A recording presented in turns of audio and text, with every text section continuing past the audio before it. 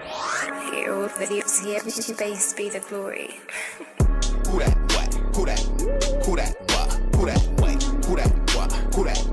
Who that what? Who that what? 28 what? Who that? Hold that what? Who that what? Free back what? Who that? Whoa, slim way. Whoa, who that what? Welcome to episode 2 of WHODAT podcast here in South Network. I have one of my long-time friends in media and just in general. Top, I can't. She doesn't want me to break down with top. I'll leave them wondering. Mystery. But the reason why I bring up how long we know each other because I've never publicly told you how much I admire you. Oh wow! Really? So I met you in 2009 when Twitter first came out. You was already vlogging by then. At that point, I was blogging. I was writing about sports and music. But when it came time for me to actually do vlogs, I used you as I watched your stuff as to how do we come. So who I started 2014. So it was 5. I've known you for 5 years prior to that. I was like, okay, who do I know in the Bahamas stars, this type of stuff. You know, so I was on your page. I used to watch your stuff. Wow. Like this, like that. So yeah, I wanted to start the episode just publicly saying how much I admire what you. Wow, I appreciate that. That's very kind. Thank you. And of course, who does this about who are you? And I'm not gonna get too deep and too touchy with whatever, but just talk to me about why this feel? Why did you become top?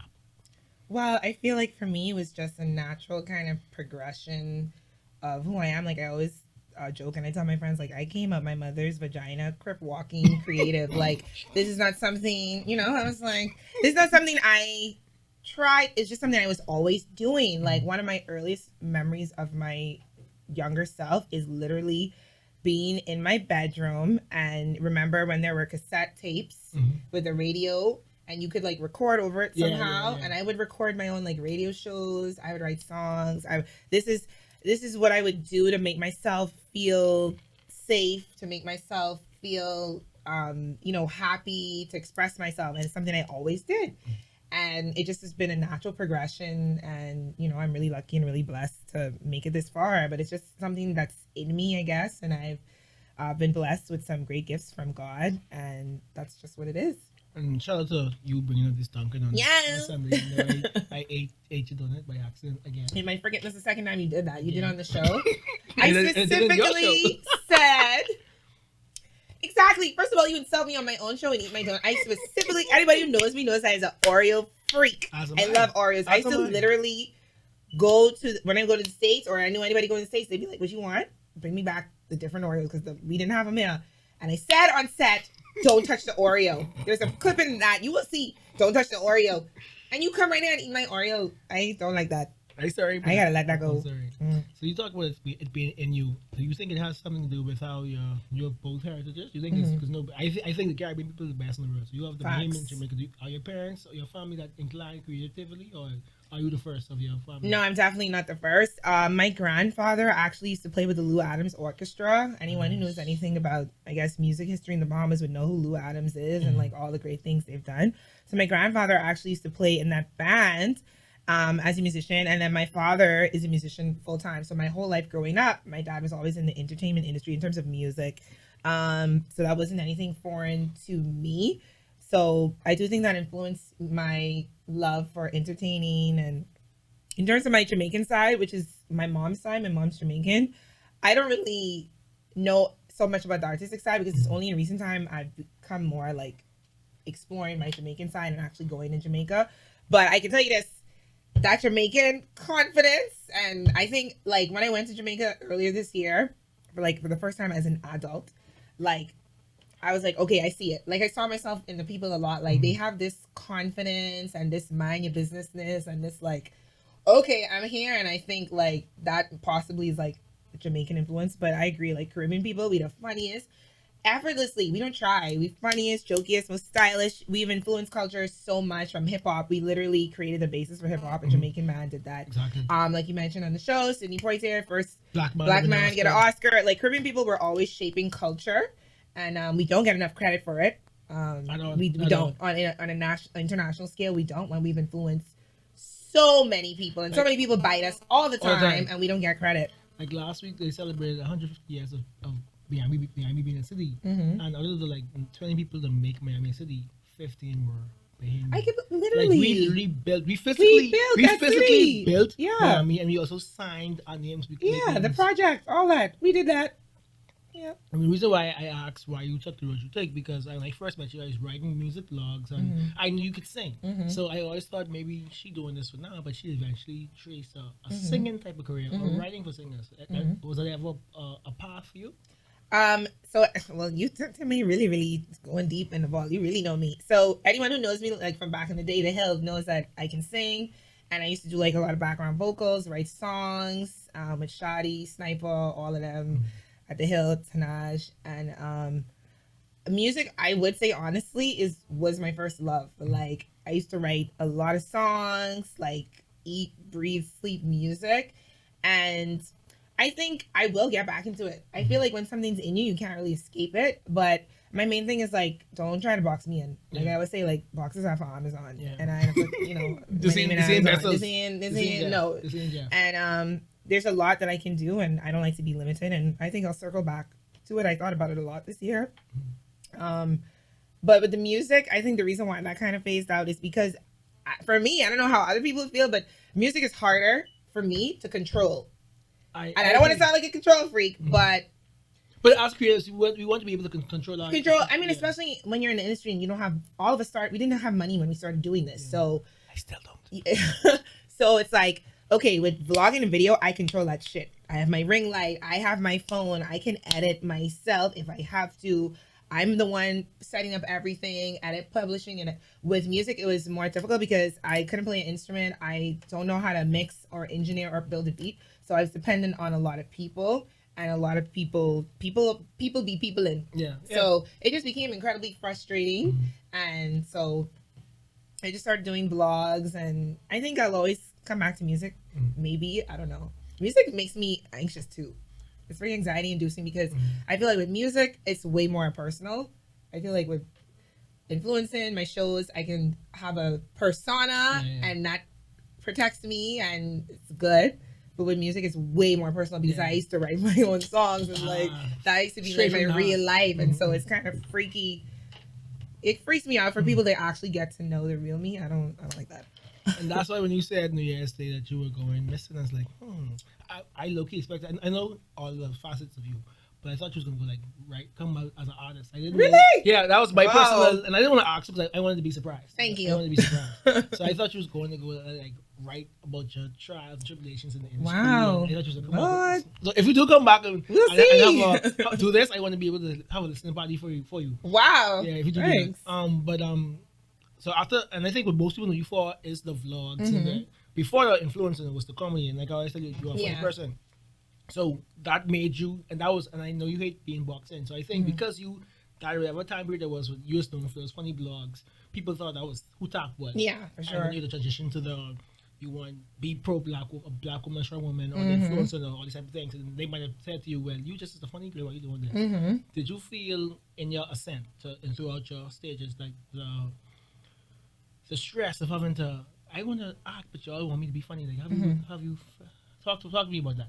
I mean, that's incredibly frustrating. You know, I'm a creative and I'm sensitive about my shit, and so it has been frustrating. But at the same time, there's two sides of it. Sometimes I get frustrated. Sometimes I don't give a fuck because I'm that type of person. I'm always gonna do whatever the fuck I want to do because the things I have done, it has not been for a clout or for attention or to get a bag. I literally do stuff from my heart. So when I was doing those skits, it was because this is what's going on in my mind. This is my creativity where it's coming, and I'm gonna flow with it. When that kind of stopped and I wasn't feeling it, I didn't force it. I don't want to force things that don't occur naturally just to get people's attention or go viral. So every stage of my career and all the things I do, it's just always come from the heart. So a part of me is like, I don't give a fuckity fuck. But then other parts, sometimes it's frustrating when people keep they're like, oh, when you gonna bring back Shaniqua? Like all the time. Even to today, people still ask her. I can't remember what it was called, Shaniqua, Yeah, and I'm just like, y'all realize I was like 18, 19 years old? You expect me to do the same thing? I think you need to have a public funeral for Shaniqua. I think you need to do like a vlog, burying Shaniqua. No, I don't even want to. Actually, I don't even know where she is. Yeah. I have no clue. She missing. She's a mystery. Unsolved mysteries. But it can be frustrating, but then I got to be like, okay, don't take it the wrong way. People actually give a fuck about you. And you need to be grateful. Yeah, exactly. Because if they didn't give a fuck, they wouldn't ask.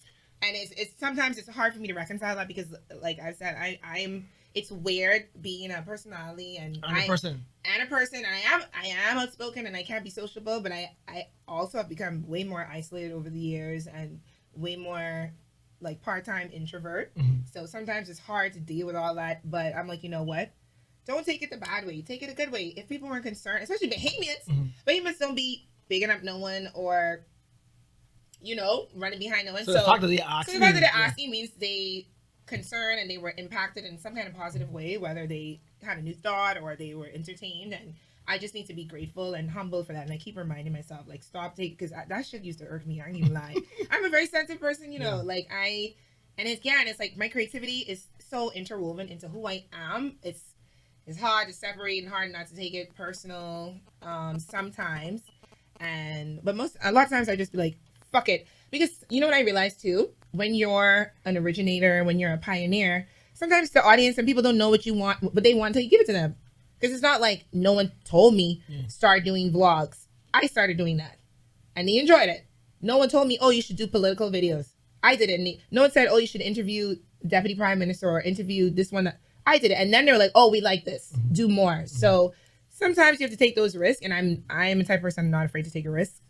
I don't care. If I fall, well, just try something else and see how it works out next time. My favorite quote something. It says, fall 7 times, get up 8. So it's much chance. And other lessons are learned in failure. Facts.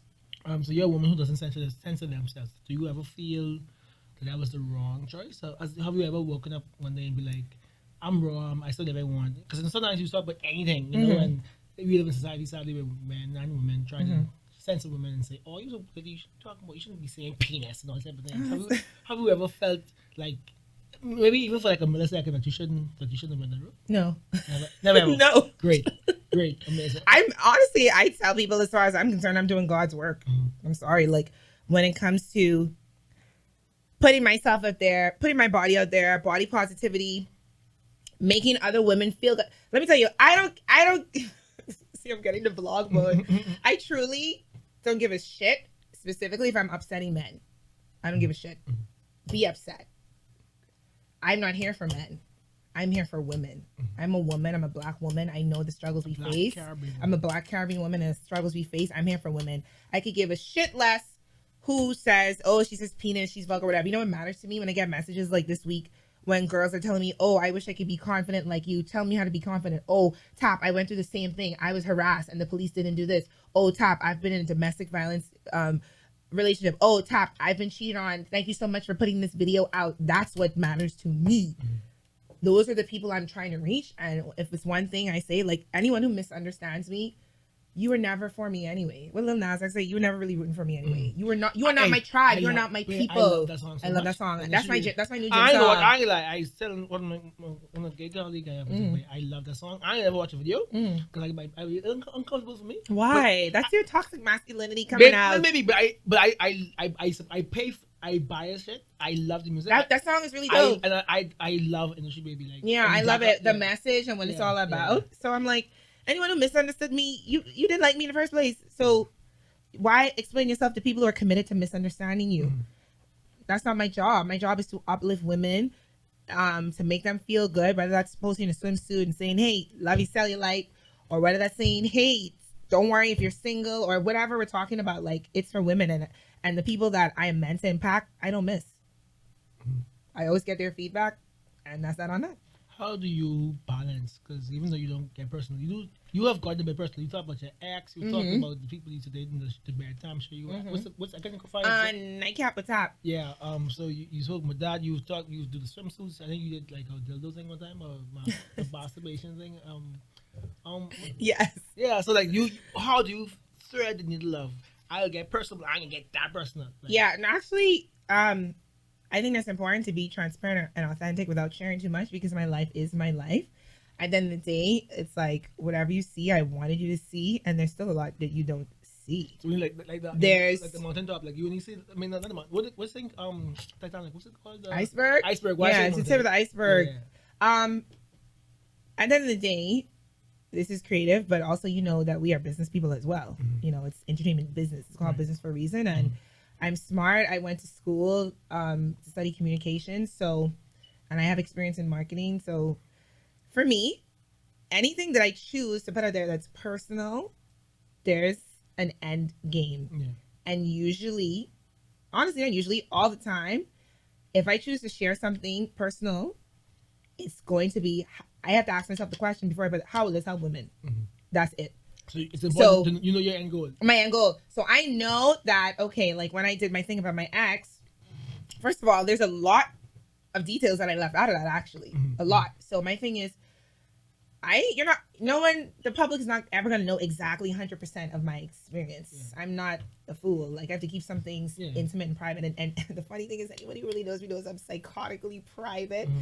I change my number like panties. I like to just... I don't even have a current number. Exactly. I'm very... I talked to you said this up on Instagram, you know? I'm very private, and I the real me and the things I go through behind the scenes, I don't put them out there too. If I go through something, if I put out something there, that means I've already gotten over it. I've already learned what I need to learn, and I'm not currently going through it.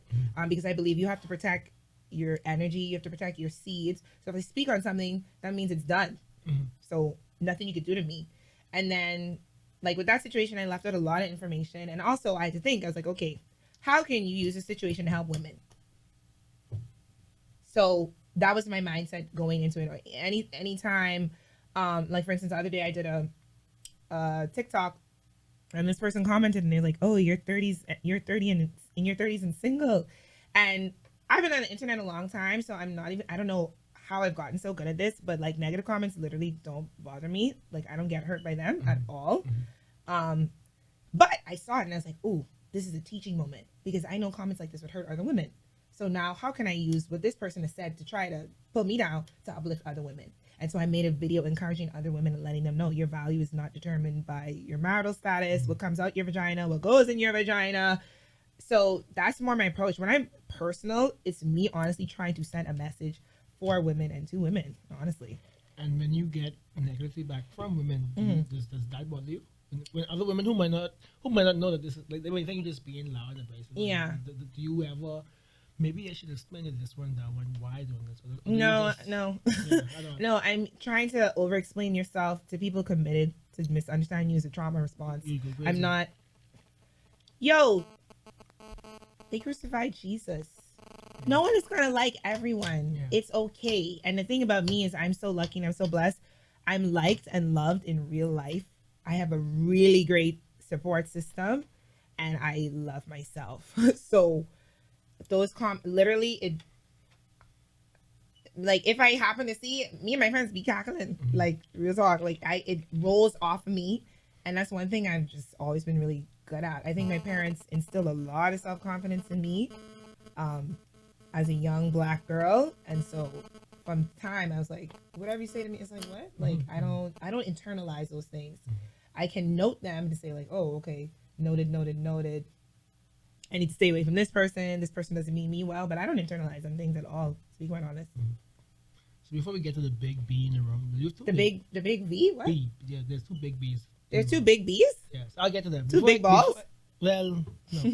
Well, it might be four, because shout out to Camden Comfort. Two big B's? Yes, I'll get Okay. there. Okay. Before we get to that, my last question. Before that, so you've been mostly, I guess, freelancing or like full time your whole life. When did you make the decision that I'm not gonna try to balance corporate 9 to 5 and that? Before we get to that, I want you to know that the job that you left, I'm not gonna say the job in there. The job you left is still a job I'd like to have. I think my last goal in life, I want to be a consultant for that. That's my personal goal. That's Okay. Yeah. Well, I've always, since I was younger, just imagined myself full-time, like, in entertainment, like in Hollywood. I've always imagined myself, like, doing interviews and stuff like that. So having a 9 to 5 forever was never something I honestly saw myself as. But of course, we live in the real world, and we live in the Bahamas, and Big, that's a major key. Not only do we live in the real world, we live here. We live here. It's really here. But I left that job just because it just wasn't serving my higher self. There's a lot of frustration and just being taken for granted, and I was just like, fuck this. Just quit. And what year was that? 2015, 2016? Yeah, I just came back from these drafts. That's 2016. 2016, yeah. And so I was working full time. I actually took up another job after that in marketing, actually, and I was still doing my thing full time, and now I'm back full time 100% again. And I mean, my thing is, I'm just flowing. Like whatever God wants me, and I'm always asking God, now God, are you sure about this? Like, it's because I'm at a point where I don't believe in downing 9 to 5s. Or glorifying working for yourself, because when you work for yourself, you work for other people. I still have people to serve. I have clients and people I have to deal with. Duncan, like I'm still working for someone. It's just I like the flexibility of being able to wear what I want to wear and work on my own schedule. But one is not better than the other. It's all about what's good for you. And I'm willing to take a 9 to 5 if I'm way more flexible at this point in my life. And I'm like, what my dream is just to be with my life partner, live on a farm, have 2 dogs, a good supply of weed and Prosecco, and like that's it. So we in the Sunday, so I don't go to church for like 2 seconds, right? So my 6 years doing this, I've more than often have these moments of like, am I really supposed to be doing this? Shit. Right. And every time I think I am done, because as you know, this is the first one that after 3 years, I took like a 3-year break. And every time I think I'm done, how God speaks to me is people will run and come to me, Timmy, where's WHODAT? Where's this? So I'm like, and I got to the point where I was ignoring it, and like at the point where I was like, I started to feel empty, like, okay, I actually miss it now. So how, when do you have those moments of doubt? Well, I think mine was like every 2 months I'd be like, am I really supposed to do this? Do you have those moments of doubt? Oh, certainly. I'm like, I feel like I have an existential crisis every 2 months, but I mean, definitely most recently when I leave Instagram and I was like, fuck this. And I mean, that was a big part of it. I'm constantly asking God, like, is this really for me? Like, am I delusional? Like, am I actually good at this? And I listened to your vlog this morning, and I had the same question in my head. Do I think I'm more talented than myself? Like you really doubt yourself. And for me, well, right now I can tell you what's happening. Like when I, sign off Instagram and all this stuff, and I went to Jamaica. I said, fuck this. I'm going to eat pre-love. And then go on. You say the best parties you ever... The best parties. I don't actually know insult, but since I came back to Jamaica, I can't eat any parties in Nassau. Yeah, I can't. I feel like that's the best I parties. literally can. Yeah. Literally. Shout out to Tasties. I would love to open a franchise. If any Jamaican is listening, but the best. But when I came back, I was like, okay, God, listen here. I don't have no shame. I was never doing this to impress anyone. If this is not for me and you want me to just work 9 to 5, I'm like, I'll do it. I'll take the stability and just whatever, and I will take it. I don't see anything wrong with it. So I think you actually said that after you ended Nightcap at the top. I think you had a rant saying maybe it's time. This happens a lot because this is frustrating. This is not an easy career field to be in. Like people glamorize it, but it's very hard. It's very difficult. And so I was like, anyway, God, I started applying for jobs, all kind of jobs. I was like, God, this is what I'm going to do. I'm going to apply for jobs. And I'm going to pitch this show. Whatever one you want me to do, let it do. And I was applying, I applied for so much fucking jobs. Nothing. And I put the show, pitched the show. Like, I just had it written up and I, hit up a few people and they were like, oh my God, we love it. And I was like, God, what the fuck is going on? You sure? I'm very confused. And I was like, well, if you open into this door and you literally not allow me to get jobs that I'm more than qualified for, is just like, I guess we still riding with this till the wheels fall off. But I still get mad. I was talking to God about this week. I'm like, listen there, so I would be happy to just be like a trophy wife, just a housewife, whatever. It's really difficult, and I do get frustrated. I'm not gonna act like I don't, and it's scary, especially the older you get.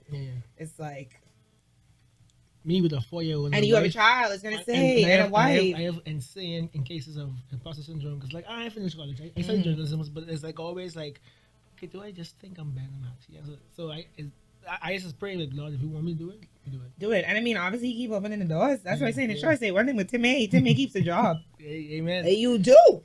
You just move very smoothly, and so that must be a sign. Like he just telling me, just keep going. Just keep going. So the big B's in the room. Body by Brazen. Oh, that's a big. The big B. The big B. So okay. Brazen, because you have 2 things, Brazen. What does that word mean to you, Brazen? Brazen, it just speaks to me. It means bold, unapologetic, no shame, and all the positive ways. And that's what I stand for, and that's what I want women to feel. I'm always shocked when a lot of women message me about how not confident they are. It makes me sad because then I look at these women, I'm like, come on, like are you kidding? Yeah, Like, yeah. you know, and it's sad. A lot of women have been torn down like by society or social media or relationships, and a lot of people aren't confident. And I want women to feel that, like the way I feel good about myself when I post, when I do it, I want every woman should feel that. You shouldn't feel less than. So that's the message I'm always gonna preach and put out there. Body by Brazen. So why some suits? Why? But men actually know why, because you love Exactly. it. I literally. But when did you say, okay, from me wearing this to wearing my own to sell to making a profit from this? How was that?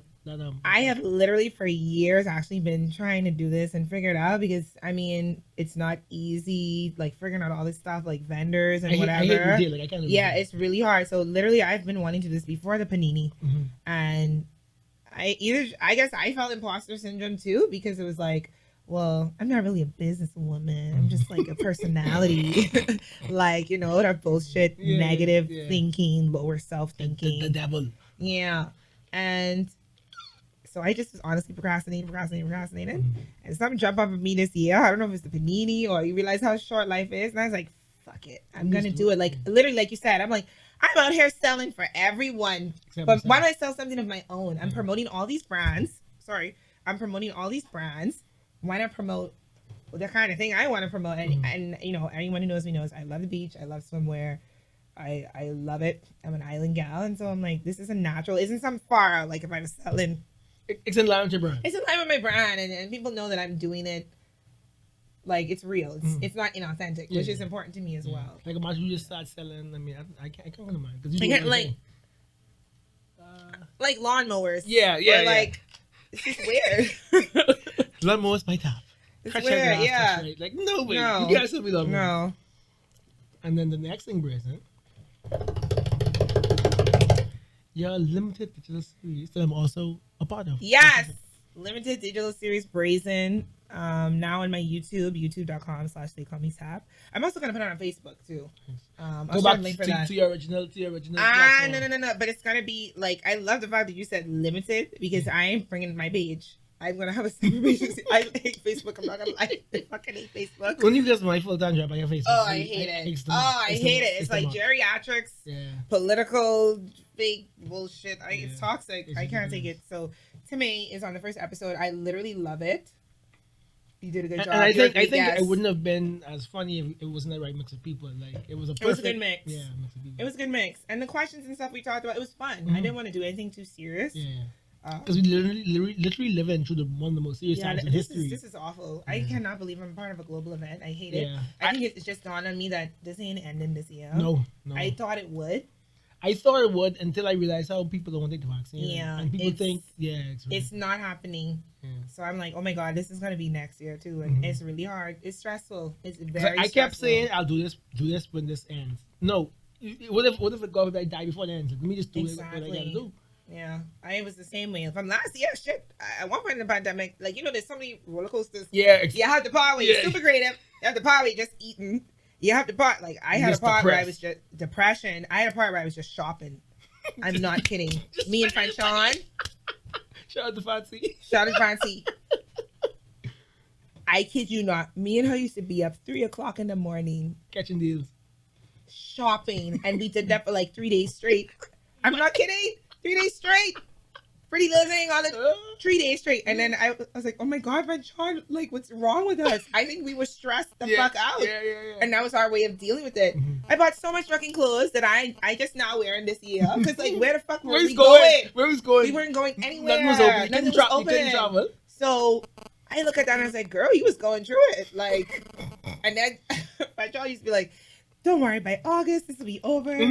She's a Leo. We can go out and wear these outfits. Well, it actually was over in China. No, but we did get locked. Yeah, but we got locked down, remember, in August last year? I had just moved. And then as soon as I moved, lockdown 2 weeks. I was like, so yeah, you can't wait. We don't know when this thing's going to clear up. We just do the best with what you can, and, you know. So Brazen is a limited series, but you also have, so is Brazen going to be here to say, like, or are you going to, or is this Brazen? Are we currently, because I love music, so I love when artists do eras. Like, for instance, The Weeknd. Every The Weeknd album is an era. So is Brazen going to be this era, or will you keep praising the swim line going a little longer and just introduce a different show? Like Well- how seasons? Is it going to be praising seasons or is this praising? and Nah, then- I don't think so. I don't think so. To be quite honest, that's not my intention. I definitely, like I was saying in my YouTube video, I want to do just serialized content. So I'm gonna do this. Now I will say, Brazen, I do have an idea for one more season, and it will be different. And I have been, but obviously that depends on how people respond to Your it. reaction. The money, Yeah, that money. we need money. Shout out to More the money. sponsors. Shout out to the sponsors. Thank you, Lord. Duncan and all of them. Shout out to Chris.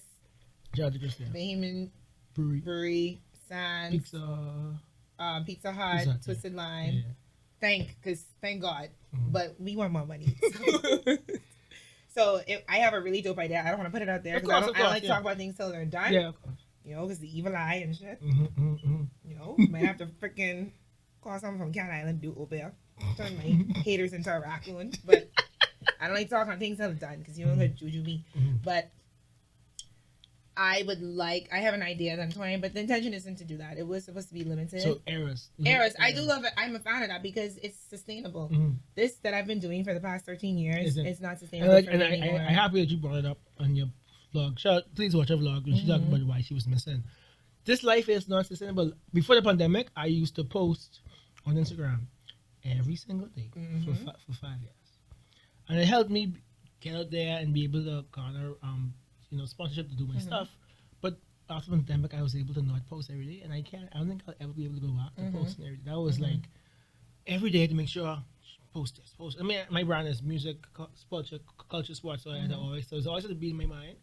That pressure in the back of your mind, you need to post something. But being able to take a break was amazing, and I don't think I could get back to that. Like this is people think you go to events free, the life is cool. And I mean, it's cool, but it ain't. My thing is the pressure don't bother me because one thing with me, I can take pressure.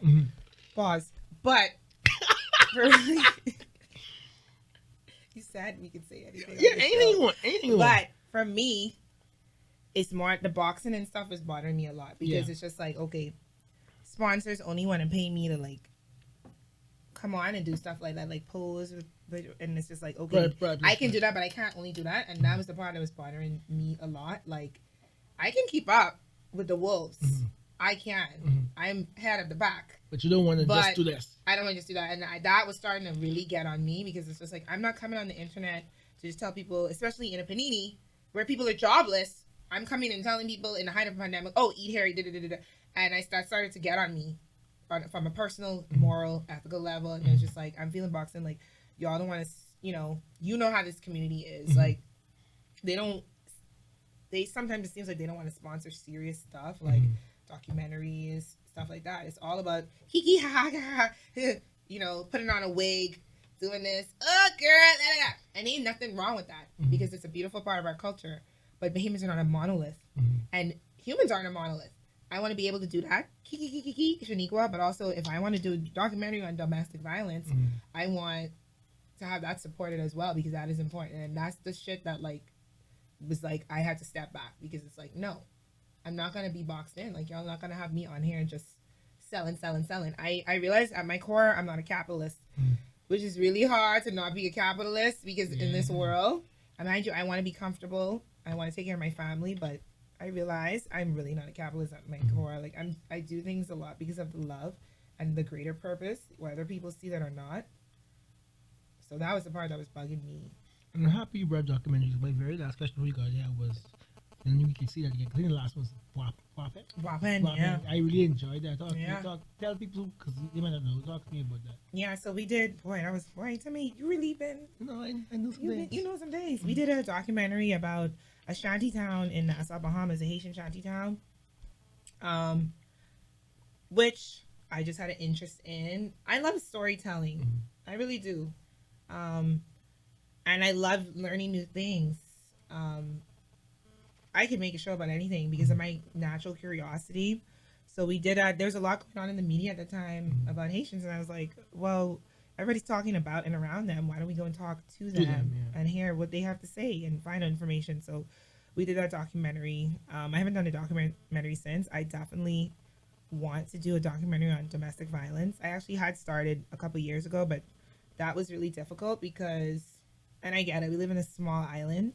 And some people who gave their stories, they then wanted to take them away. And I'm not going to force anyone. Yeah. Because I can't protect you. Yeah. And unfortunately, the police can't protect you either. So I had to just take it like, okay, you don't want your story there anymore. You're back with this person or whatever. You're in fear for your life. Then that was kind of it.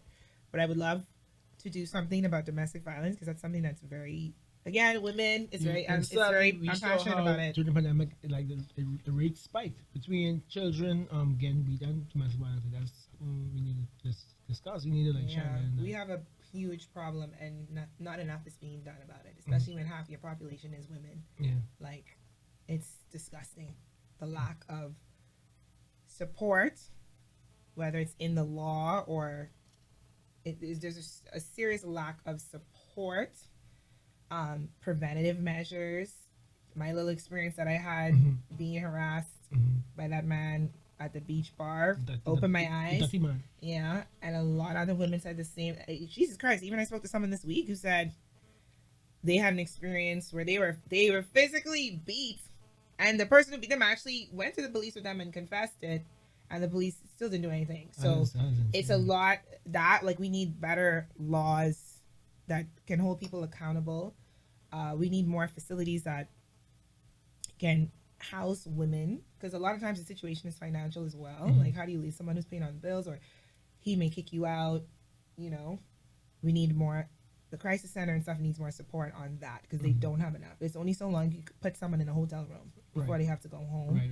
And most importantly, we need education. Like, well, your wife is a teacher, so maybe you can speak to it, her experience. I know growing up, me in primary, junior, and high school, domestic violence was never talked about, or never. It was a lot of things I'm learning now. It's things I learned through experiences of my friends or me, and then doing research online at college or watching certain movies and like watching Law and Order. It may sound funny, but I learned a lot from that. SVU was my after school, yeah. So, but in school we weren't taught about consent.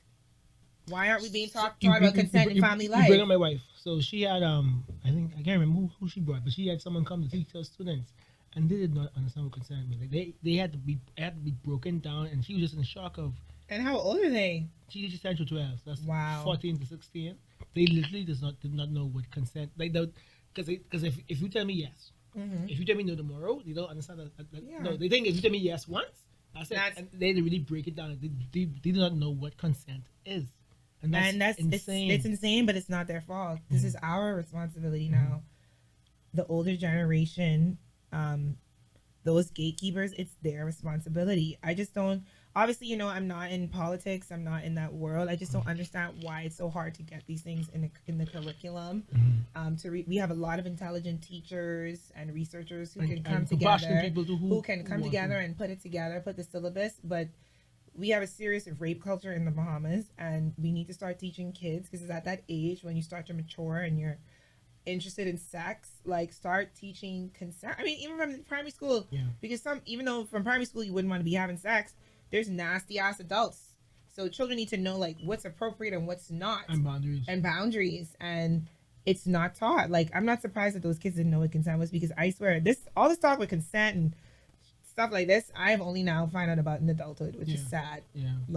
I learned nothing. If your parents don't tell you or whatever, you literally don't know. The only thing I can remember in sex ed in school was you learn about the anatomy, of course, and then you learn about HIV, AIDS, and that that. They don't talk about anything else that has to do with sexuality at all. And it's outdated, it's archaic, and it needs to be updated, because knowledge is power. And the more we know, the better we can do. So I don't answer to So Somber, no. Let's talk about something else. Let's talk about dicks. No. Talk about. But we could talk about top. Yes. So this is 2009. When did you 13 years for sure. So it's 13 I'm years. telling you, I got 13. Years. So you God has kept it open for you, and you foresee yourself still going on this. I personally want to see you on Netflix. Me, Timmay, that is what I want. I know, but I know. So that's why I want to see you. Oh God, you on that's Netflix. Where I want to see me. You on Netflix and me on ESPN. Yes, that's but I think it can be done. I think it can be. I don't think it's a question of ability or talent. Just getting there. It's just getting there. Yeah. And we got to get there on our own. Unfortunately, I don't think our country does enough to support their talented people. And I also don't think we have enough people. I mean, like there's a study that 10% of each population supports the arts. So 10% of our, whatever the actual number is, let's say it's actually 400,000 people. That's what 40,000 people. That's not enough people to really finance all the creators. So I think it's also a population thing. That's why we have to. It is 100% a population. Other thing. markets. Yeah, 100%. Yeah. So I think we are on par with any other creator in the world. Oh, definitely. Yeah. When we get an opportunity, we shine. Whether that's in sports or just last week, we own the 400 meter. We won the Olympics. We won the whole Olympics. We own the tracks. So they belong to us. But how much involvement did the Bahamas actually have in like helping and developing these people? Sadly, is the question we have to ask. I know they had a lot of, because I know them both, Johnny and Steve, and they have a lot of private funding, because people don't understand. Yeah, they race twice a year, but they have to pay for training, literally every day, physio, every day, vitamins. They gotta eat right. Yeah, and like I spoke to Johnny before we went to like something for my old job, and she was like, the money she was getting from this job was enough to pay for vitamins and things. That's just the fucking vitamins. Just the vitamins, and that's $2,000. That's just her vitamins. So it's an insane amount of money. Like LeBron. LeBron spends $1 million a year. That's what he said. LeBron spends $1 million a year on his body. On his body. That's just the icing. That's what he eats. That's $1 million a year. Wow. For the best basketball player. So imagine that's just training. That's what actually putting in the work. It's just the money he spends for the facility is to train. But I mean, our athletes deserve it. They are winning these medals. They're giving us all this press that we can never pay for. Free marketing. I saw Cardi B was on a thing. Listen to me. That's free promo. How much followers does Cardi have? Too much. A lot. And so now all of them know about the Bahamas. That was 3 days ago, and I still seen that same post on my timeline. Okay. So invest in them. Shelly-Ann lost. The Jamaicans came fourth and fifth in the race, and Shelly-Ann wasn't even in the race, and she made a post congratulating Shawnee. Okay, so this is free promo. They're putting the country on the map. Invest in them. It's worth every dollar, every penny. It's like you will get more from investing in them than a $1 million ad for the Super Bowl. Facts. Yeah. For real. Yeah. That's all you're hearing is Bahamas for the last couple of days. Yeah, every day. That's it. I have friends that's boosting tourism in Canada. Who people who love tracking in Scotland. All he has about congratulations to your countrymen. Within, Oh man, but Lori, I can't wait to watch your episode in your show and your brazen. Yes. And shout out to Top for always being authentically herself. Thank you. And this has been episode 2 of WHODAT. Look out for more from They Call Me Top. And enjoy the brazen era. And see you next time.